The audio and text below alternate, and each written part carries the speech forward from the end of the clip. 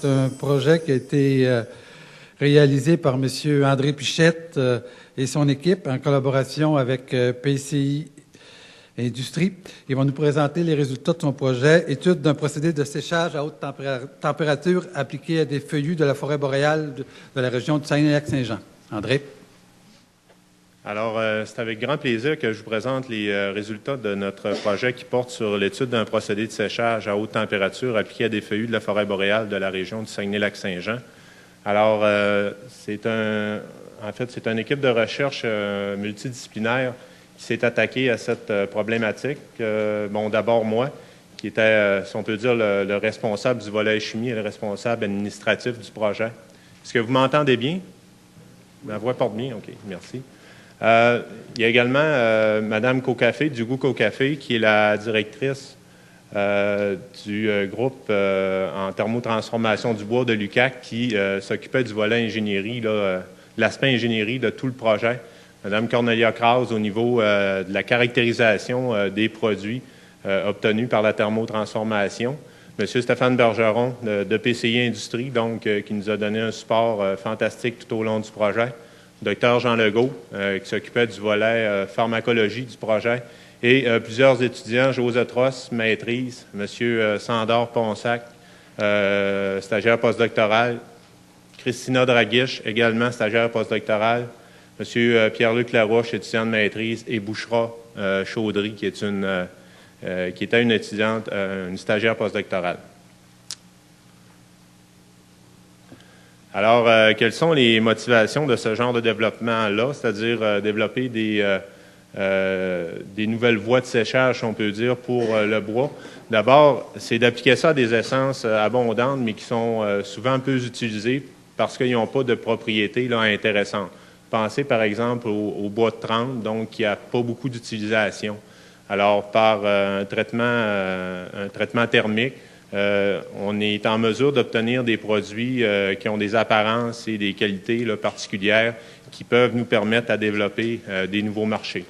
Alors, ce genre de développement-là, ça nous permet de mettre en place, de développer donc des produits de haute valeur ajoutée, ce qui extensionne finalement différents marchés. La thermotransformation du bois, ça a plusieurs avantages. Ça n'a pas seulement des avantages non plus, mais ça en a plusieurs. Entre autres, on considère que ça amène une stabilité dimensionnelle au bois. Donc, le bois n'a pas tendance à se modifier au niveau de la taille dans différentes conditions. Souvent, il y a une augmentation de la durabilité. Durabilité en termes de dureté, mais aussi en termes de longévité. Donc, ces matériaux-là vont résister, par exemple, de façon pratiquement exemplaire aux micro-organismes. Amélioration de l'apparence. Alors, souvent, vous allez avoir des teintes qui sont difficiles à obtenir par les approches conventionnelles. Alors, ça aussi, c'est extrêmement intéressant dans ce type de développement. Quelques distinctions au niveau des procédés de séchage. Vous avez les séchages qu'on pourrait considérer comme conventionnels. Vous en avez une panoplie, là. C'est des conditions, par exemple, de séchage qui vont osciller entre 60 degrés C et 170. Donc, c'est des types d'approches très conventionnelles qu'on voyait dans si on remonte à une dizaine d'années, qui étaient très, très répandues. C'est encore répandu encore aujourd'hui. Mais les nouvelles technologies de séchage ont fait leurs apparitions assez récemment, du moins au Québec.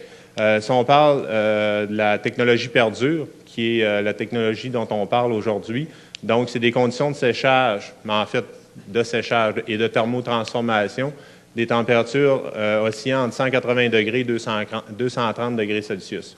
Il y a d'autres technologies de traitement du bois à haute température.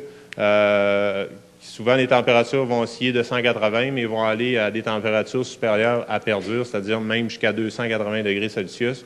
Vous avez d'autres types également de traitements thermiques, là, par exemple pour la production de charbon, la pyrolyse, des trucs comme ça, donc qui peuvent atteindre des températures de 1100 degrés, donc de 290 à 1100 degrés. Alors, assez agressif comme traitement thermique. Le bois traité à haute température, d'abord, c'est un traitement thermique. Je l'ai mentionné un petit peu de manière pas évidente dans le préambule. C'est pas juste d'enlever l'eau dans le matériel, c'est carrément, on va apporter des modifications au niveau de la structure. Donc, vous avez, par exemple, certaines macromolécules comme les sucres et même la lignine là, qui vont être modifiées chimiquement. Donc, on peut presque entrevoir la notion de cuisson là, avec cette approche-là. Comme je l'ai mentionné, c'est des plages de 180 à 280 qui vont avoir une incidence beaucoup au niveau de l'apparence et les propriétés mécaniques et physiques du bois. Ça se fait généralement sous des atmosphères qui sont contrôlées. Alors, comme je le mentionnais, et d'une manière un petit peu plus détaillée, parce que ça a une incidence importante sur le projet que je suis en train de vous montrer. D'abord, à différentes températures, on va modifier différents types de sucres. Entre autres, les hémicelluloses vont être souvent dégradés à certaines températures. Là, quand on approche assez souvent, on va y aller de manière générale, autour de 200 degrés. Donc, on observe des dégradations là, assez significatives. Il va y avoir également de la réticulation des lignines. Qu'est-ce que c'est de la réticulation? C'est des pontages chimiques entre soit intramoléculaires ou intermoléculaires. Souvent, on sous-entend principalement les liaisons intermoléculaires, c'est que vous allez avoir des différentes composantes du bois qui vont carrément se lier chimiquement. Alors, vous voyez, souvent, ça va amener une espèce de rigidité au niveau de la matrice moléculaire du bois. Alors, ça va moduler là, de manière importante les propriétés. On assiste également à une modification de la structure cristalline de la cellulose. Description du procédé perdure comme tel, on peut un peu résumer ça en quatre étapes. Donc, vous avez un préchauffage et un séchage du bois à une température voisine de la température de vaporisation de l'eau, c'est-à-dire autour de 100 degrés. Cette étape-là, ça nous permet d'atteindre à peu près 12 d'humidité à l'intérieur du bois, donc c'est ce qui est recherché. Ensuite, on va chauffer le bois dans des conditions réductrices jusqu'à obtenir un matériau qui est pratiquement anide, c'est-à-dire à 0 degré d'humidité, au voisinage de 230 degrés Celsius. Par la suite, vous avez le refroidissement du bois par l'eau. Donc, on va introduire de l'eau. Ça va faire comme un gaz de refroidissement, là, essentiellement. Et ce gaz de refroidissement-là, ceci dit, donc dans le processus, si on veut le visualiser un petit peu, donc vous avez toute l'étape de séchage, donc on réduit la quantité d'eau dans le matériel. Par la suite, vous avez naturellement l'évaporation de produits volatiles qui se retrouvent à l'intérieur du bois. Vous avez également de la dégradation. Et quand vous introduisez votre gaz écran, c'est-à-dire l'eau, eh bien, vous allez obtenir, vous allez solubiliser, si on peut dire, tous ces gaz-là et ces matériaux-là qui vont être dans le four. Et vous allez obtenir un espèce de lexivia là, qui contient du matériel organique. Alors, la technologie, vous avez un four à convection, vous avez une chambre, naturellement, ça prend une chambre de traitement du bois pour introduire nos charges de bois. Vous avez une chambre de combustion, donc il faut générer de la chaleur naturellement. Donc, vous allez brûler une partie, en passant, vous allez brûler une partie des gaz qui vont être émis lors du traitement. Donc, c'est quand même intéressant. D'ailleurs, je le mentionne ici. Et c'est une approche qui permet là, d'utiliser les gaz qui sont émis et, si on peut dire, de les recycler d'une certaine manière. Donc, grosso modo, la technologie, ça ressemble à ça. Bon, les caractéristiques principales, on module la couleur du bois, donc souvent on va obtenir des produits qui vont être relativement foncés. Souvent, on va avoir des apparences très, très brunes, dépendamment des conditions de séchage. Là, c'est bien important. Plus on chauffe, plus on laisse séjourner le matériel dans le four à des températures importantes, généralement, plus il va y avoir une coloration brunâtre. Ça permet aussi d'éliminer, en fait, ce traitement-là également, chose très importante, ça donne un matériel qui est beaucoup résistant aux micro-organismes, donc ça, c'est un avantage si on parle, par exemple, de bois pour l'extérieur ou des choses comme ça. des produits de cette nature. Donc, c'est extrêmement intéressant. Et on a une amélioration de la stabilité dimensionnelle avec le procédé Perdure. Ça a été démontré, là, entre autres, avec les bois de conifères. Les objectifs du projet. Il y a 2 grands objectifs. Il y a un volet chimie qui est important. Je vous ai parlé tout à l'heure du Lixivia. Donc, moi, c'est le volet qui m'intéressait. Donc, c'était d'étudier les composés chimiques des Lixivia de séchage. Donc, de les identifier au préalable, parce que d'une espèce à l'autre, ces composantes chimiques-là vont changer, vont être modulées. Également, c'était d'évaluer si certains de ces produits avaient un potentiel biopharmaceutique en mesurant l'activité antioxydante des Lixivia. Mais pas juste ça, c'était également de vérifier, de déterminer quels composés étaient responsables des activités qu'on allait noter au niveau antioxydant, dans le but d'identifier les composantes qui sont responsables de cette activité. Dans le cas où il y a des produits d'intérêt vraiment intéressants, c'était de mettre au point une méthode d'isolation efficace là, de ces produits-là qui sont particulièrement intéressants. Donc, mettre une voie d'isolation rentable au point à partir du Lixivia. Un autre volet, donc un volet plutôt génie. On avait déjà des données au niveau des bois de conifères avec la technologie Perdure. Donc, c'était idéalement, au départ, de l'appliquer au papier faux-trempe et au bouleau blanc pour voir si on avait si on était en mesure d'obtenir des produits avec des qualités intéressantes. Par la suite, c'était d'optimiser les conditions expérimentales pour les différents bois considérés en lien avec les propriétés anatomiques, physiques du bois. Et c'était d'essayer de comprendre un petit peu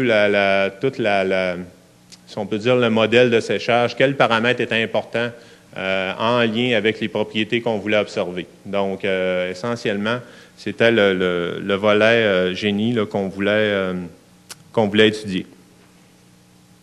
Composition des Lixivia. Bon, tout d'abord, le Lixivia, j'en ai brièvement parlé tout à l'heure. Donc, vous introduisez votre eau. Ça sert pour le refroidissement.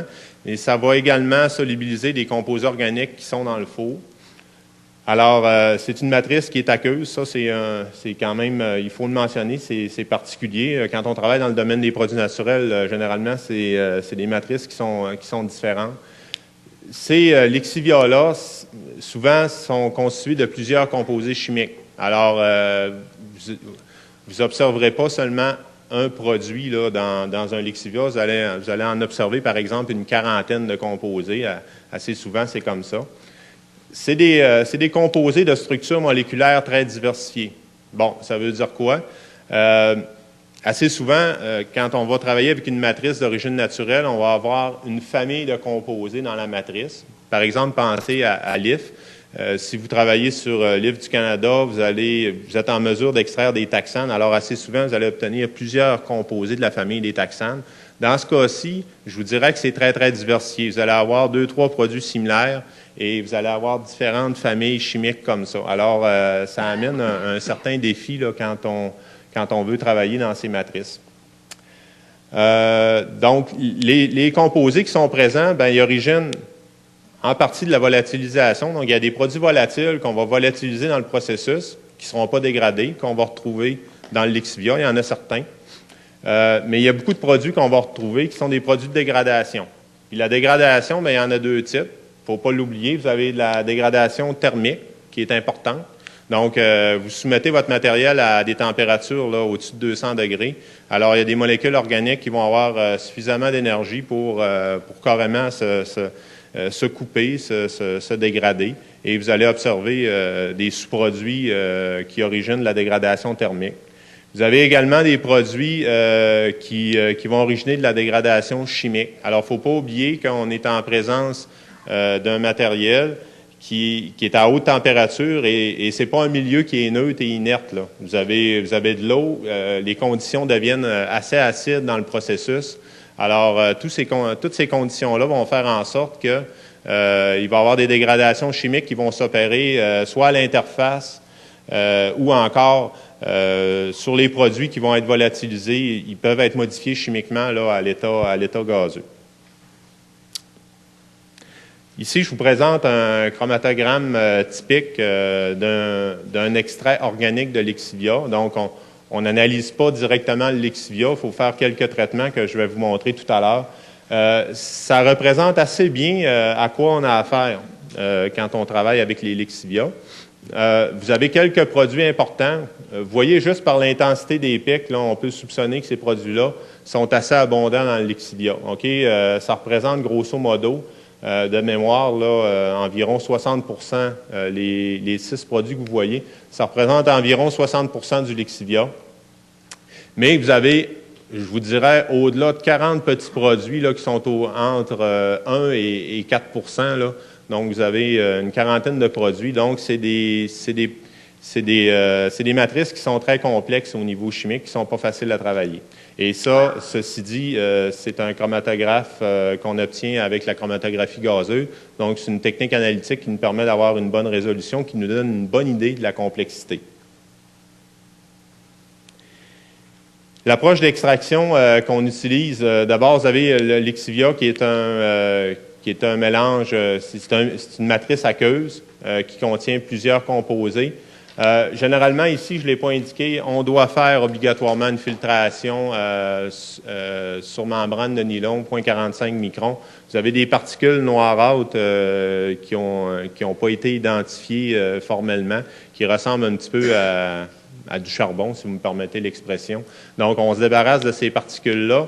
Par la suite, on peut faire une extraction avec différents solvants organiques. Okay? Donc, vous avez une matrice aqueuse qui contient des composés organiques. Ces composés-là peuvent avoir beaucoup d'affinité pour l'eau et vous en avez d'autres qui en ont moins, sauf que dépendamment des concentrations qui sont en présence, vous pouvez obtenir il peut y avoir des produits qui sont très hydrophobes, c'est-à-dire qui n'ont pas d'affinité pour l'eau. Alors, généralement, on va chercher ces produits-là avec l'hexane.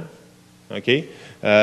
Donc, l'hexane permet d'aller chercher les produits non polaires. L'hexane, c'est un solvant organique qui est dans la lignée de l'essence, on peut dire, là, vulgairement.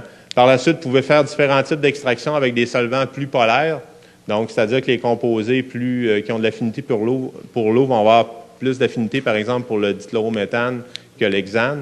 Et l'acétate d'éthyle, on a identifié que c'est un solvant là, qui est intéressant pour aller récupérer le plus de matériel organique possible. Quand on analyse, c'est par exemple l'extrait hexane, l'extrait acétate d'éthyle. Ici, sur 1 litre de Lexivia, vous allez aller chercher environ 30 mg de composés non polaires avec l'hexane. Et vous allez aller chercher 15 fois plus de composés organiques avec l'acétate d'éthyle, grosso modo, pour vous donner un ordre d'idée. Donc, il y a des produits de polarité là, intermédiaire dans le Lexivia.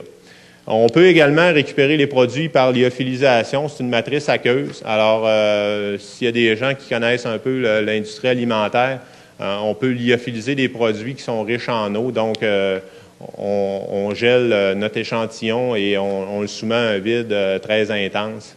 Et ça nous permet de se débarrasser de l'eau et on récupère comme ça notre matériel organique.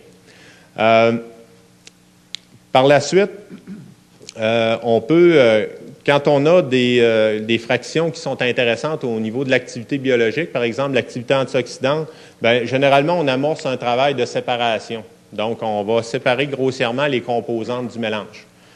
Comme je vous l'ai mentionné tout à l'heure ici, le fractionnement grossier est assez facile.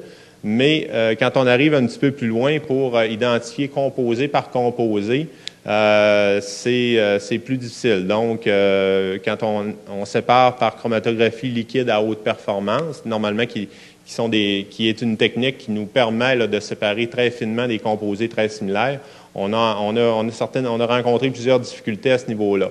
Au niveau analytique, on peut faire de la chromatographie gazeuse pour identifier avec des banques de données les différents composés. La teneur en extractible, j'en ai brièvement parlé. Si on se réfère à toutes les essences qui ont été mises à l'essai dans le procédé Perdure, grosso modo, on a 200 à 800 mg de composés organiques par litre de Lexivia. Donc, ça donne une idée. Dans le cas du 230 mg par litre approximativement, ça dépend des batchs. Dans le cas du bouleau blanc, un petit peu plus. Alors, c'est ce qu'on retrouve dans ces Lexivia. Exemple de structure moléculaire, 5-méthylfurfural, donc produit qui origine la dégradation des sucres, qui est représenté ici. Donc, c'est très diversifié. Vous avez ici propanoïque acide 3-éthoxyéthyléther, donc un composé qui n'a pas de lien direct là, avec les autres que j'ai représentés. L'alpha-terpinéol, qu'on peut retrouver dans les matrices. Donc, c'est un monoterpène qui est représenté ici. La vanilline, ça peut sembler étrange. La vanilline, c'est un des composés qui est responsable de l'odeur de la vanille. Alors, on va le retrouver dans les Lexivia. Quand vous obtenez un extrait d'un Lexivia, généralement, les extraits ont une odeur de caramel ou de brûlé, là. Donc, il y a quelques composés aromatiques, tels la vanilline, qui sont en partie responsables de ça. Bioactivité des molécules identifiées. Alors, on devait vérifier l'activité antioxydante, entre autres des extraits des Lexivia. On a mesuré des activités antioxydantes intéressantes. On a testé quelques composés qu'on a isolés, entre autres le coniféraldéhyde, la vanilline qu'on a identifié tout à l'heure. C'est des composés qui ont montré des activités antioxydantes intéressantes. C'est pas les seules molécules, ceci dit. Là, il y a beaucoup de molécules qui ont des activités antioxydantes. Donc, on n'a pas poussé plus loin parce qu'on estimait que, étant donné qu'il y avait des composés plus facilement accessibles par soit des matrices naturelles ou autres, que ça ne valait pas la peine. Alors, on a quand même fait une évaluation de l'activité anticancéreuse de plusieurs de ces composés-là. On a noté des activités modérées, entre autres au niveau du coniféraldéhyde. C'est donc rien de majeur au niveau cancer. On sait que c'est des familles de molécules qui ont des réputations pour avoir des diverses activités biologiques, entre autres antifongiques, et même j'ai vu un antibactérien récemment. Donc, éventuellement, si on veut pousser un petit peu plus loin, ça serait intéressant de vérifier d'autres champs de bioactivité qu'on est en mesure de faire au laboratoire. Bon, au niveau ingénierie, c'est un volet assez important que je vais essayer de vous mettre le plus possible en forme. Vous comprendrez que je ne suis pas ingénieur à un moment donné, ça dépasse un petit peu mes connaissances là, techniques. On a étudié différents paramètres pour couvrir le volet ingénierie, entre autres la température maximale de séchage, quel impact que ça avait sur le matériel, la vitesse d'augmentation de la température, c'est-à-dire le taux de chauffage vulgairement, si on peut le dire, le temps de résidence à la température maximale, le taux d'humidité dans le four. Donc, on a regardé ces différents paramètres-là. Puis, on a regardé également différents facteurs, entre autres, différentes données qu'on pouvait mesurer pendant le traitement, comme par exemple la température interne du bois. Pensez-vous, par exemple, que le bois qu'on va introduire dans le four va évoluer à la même température que le four? Moi, sincèrement, il y a quelques années, j'aurais répondu oui, probablement, mais ce n'est pas le cas. Je vais vous le montrer tout à l'heure. Donc, comme on l'a mentionné, il y a des réactions chimiques qui se produisent et souvent, ça va avoir une incidence. Donc, la température du bois n'évolue pas comme la température du four. Et donc, je vais vous montrer ça un petit peu plus tard. Donc, la température. Ensuite, on va mesurer certains critères comme le module d'élasticité, le module de rupture et la dureté. Donc, c'est différentes choses qu'on a mesurées sur les produits, le produit fini. Dans le cas du bouleau, ici, j'ai sorti vraiment les faits qui m'apparaissaient les plus étonnants. Bon, d'abord, on a noté qu'il y avait des réactions exothermiques qui se produisaient lorsque la température du four atteignait 150-160 degrés. Bon, c'est-à-dire qu'on chauffe, donc le bois suit à peu près la même température que le four. Quand on arrive à 150-160 degrés, vous avez une augmentation subite dans le bois, plus vite que la température du four. Ça indique finalement qu'il se passe réellement là, des réactions chimiques à l'intérieur de la matrice. Et ça, c'est reproductible. On l'a fait à maintes reprises. Alors, ça, c'est un fait intéressant. Ce qu'on remarque aussi, c'est que ces réactions-là semblent s'accélérer lorsque la température du four dépasse 200 degrés. Si on essaye de faire un lien avec les propriétés mécaniques, on remarque également que les propriétés mécaniques commencent à se dégrader à partir de 200 degrés. La dureté du matériel, du produit fini, est légèrement augmentée lorsque la température atteint 200. Bon, ça c'est pour le boulot. Alors, vous voyez, dépendamment du type de produit qu'on veut obtenir, est-ce qu'on veut un produit très dur, quelle apparence qu'on veut pour le produit. Donc, il faut un petit peu sélectionner là, à l'avance quel type de produit on veut obtenir pour bien déterminer tous les paramètres de séchage. C'est encore plus vrai, je dirais, pour le peuplier. On a remarqué dans le cas du peuplier que l'augmentation de l'humidité ambiante diminuait la dureté puis le module de rupture, mais augmentait le module d'élasticité. Alors, vous voyez, encore une fois, c'est pas facile d'avoir la formule idéale et magique. Ça dépend vraiment de ce qu'on veut obtenir au niveau de notre produit fini.